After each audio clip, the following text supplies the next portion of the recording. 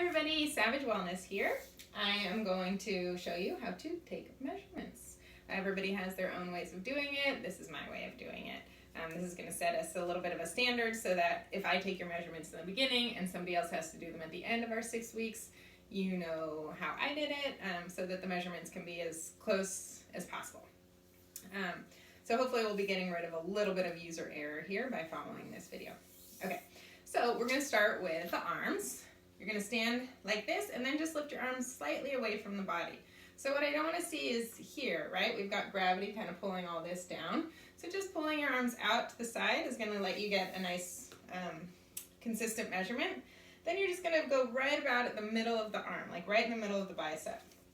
So if you're doing it by yourself, you can kind of wrap it around like this, or hopefully you have somebody helping you. So take it there, check the measurement, and solid. Okay, same on the other side.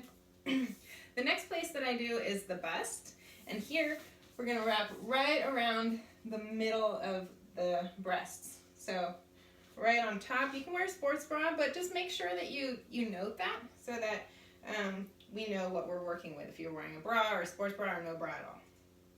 So right around the middle, and we don't want to pull tight, right? Because that's not going to give us a very good measurement.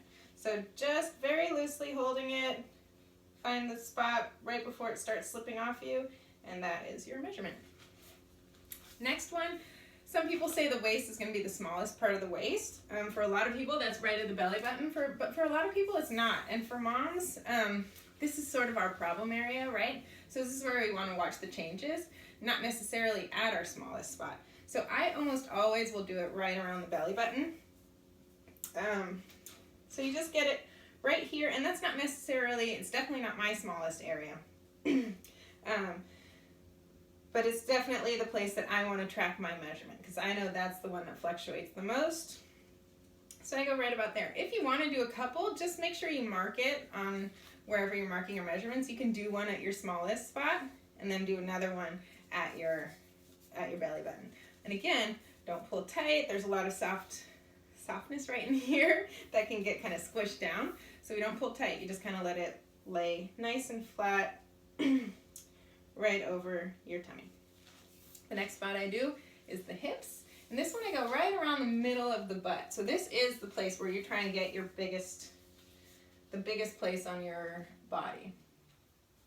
So you go right around the center of the butt. And again, don't pull too tight. Find the measuring spot and boom, you just did it. Then the last place I do is the middle of the thighs. This one's where it gets a little tricky. So you're going to stand about hip distance apart, and you're going to, there's like this nice little chunk right in here. I usually go right at the bottom of that, and that's just about mid-thigh. Another way that you can make it nice and consistent is just put your arm down and have whoever measure right at the bottom of your fingertip. That is about the same spot, and it will give you a little bit more consistency, because there's a huge difference from right here to even just like an inch higher up, at least for me anyway. So for me, I would find that middle spot and measure that. Again, feet just hip distance apart. Don't put all the weight on one side. Keep the weight right in the middle. And that's it. Those are all the measurements that I like to take.